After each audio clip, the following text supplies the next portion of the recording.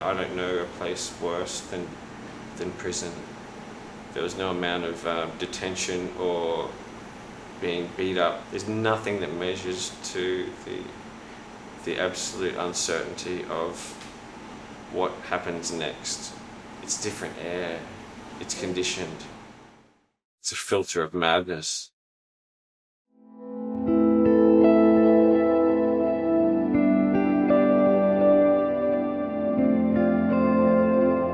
There are so many men and women that are falsely imprisoned all over the world. It really shook me. There are certain sounds that set me off. I mean, if I hear a car pull up, not even suddenly, and I hear two doors close, I'm on alert. It's been 2 months since Anthony's 6-year court case finally closed. We're here at his Darlinghurst studio. It's just a few doors away from his home that was once raided by a 23-man task force. The whole ordeal deeply affects him today. I thought I had a healthy, my lack of respect for authority, but really I had no idea what I was dealing with. Now my respect for authority is based in fear, and it is omnipresent. Locked down at 2:30, and that goes until 7 a.m. If you hear a storm or of some sort of national disaster on the news, you're like, please come here. Anything to distract this guy from thinking that I stole his bread and now I'm going to get shivved, So. Anthony spent 83 days in prison for crimes that he didn't commit while he waited on bail for his trials to proceed. The things that he saw and he heard in there will stay with him forever. You assaulted physically? Yeah, of course. That's jail, right? I was in a cell with a 22-year-old boy.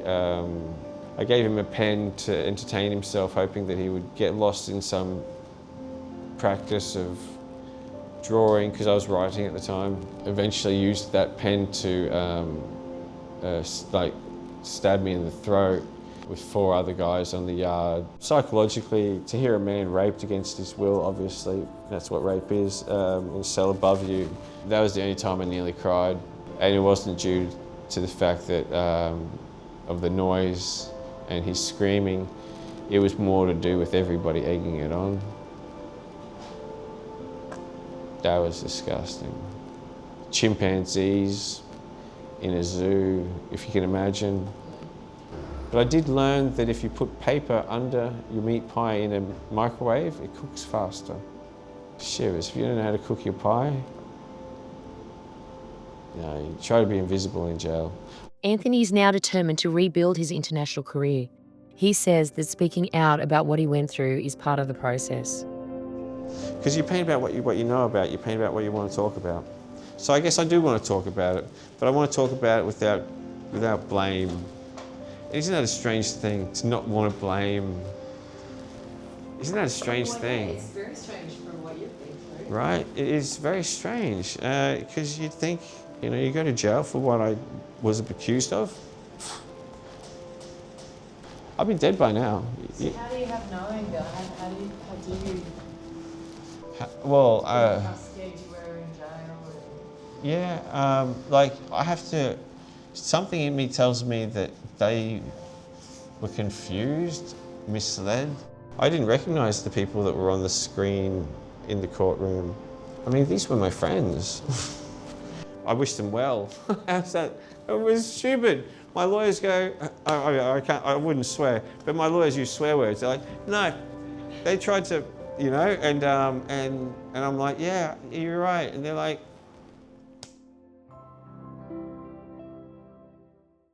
I am Anthony Lister, and I grew up in Capera, which was a kind of army suburb. I didn't even understand really the meaning of culture coming from Brisbane. At the time of his arrest in 2020, Anthony was at the height of his career. Hollywood celebrities were buying his work. He had galleries wanting him from New York to Milan, and he even had his own Netflix documentary. What we would do as children is go to Grandma's house, and she was an artist, and she had a studio in the back room, and she'd just put butcher's paper down, and whoever wasn't skateboarding in the alleyway would be subject to her scribbles. He showed us in real time how his famous artworks are brought to life. Just do something like this, and then it's up to you to make from it what you will. So, and then you just spin it. So this is really where I spent so many hours, days, months, years training.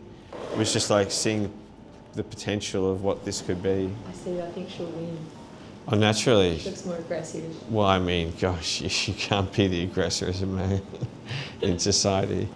Heaven forbid. It's been my nature, and I think maybe that's what made me a target in the first place, you know? Somewhat of a pushover and vulnerable or trusting or something. All the above, yeah. Over the past 6 years, two things have kept Anthony going. One, knowing that he's innocent. The other, his children. All of my children, I love them so much, and they're my best friends. It wasn't from them checking up on me, it was just from knowing that at the end of the day, the truth would out. They would be able to be proud of me again, even though they were always proud of me, but you know, these were some dark times, you know. There was so much of me that didn't care because I had faith in the justice system, and thank God I did, because when it got to a judge and when it got to a jury and when the truth came out, A world-famous graffiti artist is seeing red this morning after one of his masterpieces was removed by the Brisbane Council. The council clean-up crews will run around and cleaning up everything they touch. If they're killing culture, they're wasting money, they're wrecking lives. Anthony has always used his art to challenge authority and fight for visual speech. And despite everything he's endured, he says that's not going to change. Having those debates about what's graffiti, what's art, could you ever see yourself being that out there again now? the freedom of visual speech is it's something that's just encoded in my mantra of being a public artist, being a public interventionist, not so much an activist, not so much a rebel, as much as I am an intellectual with a conversation. Are you scared of it? Of being back in the public eye? There are things that are worth fearing in life, but what people think of me is not one of them. I'm glad the truth came out.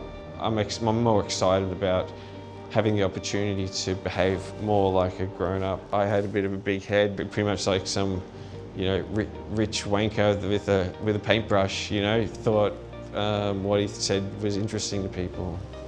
So, I mean, that needed to be shut down naturally. I wouldn't have liked me if I'd have not been me. There were some really dark times, and I do hope that I can gain the trust and the support of those that were so willing to, put my name on their banner and in their gallery and on their walls and have me do museum shows. I do hope that does return. My intentions have always been of a pure heart. I mean, I was never that person. I've always been the same person. Yeah.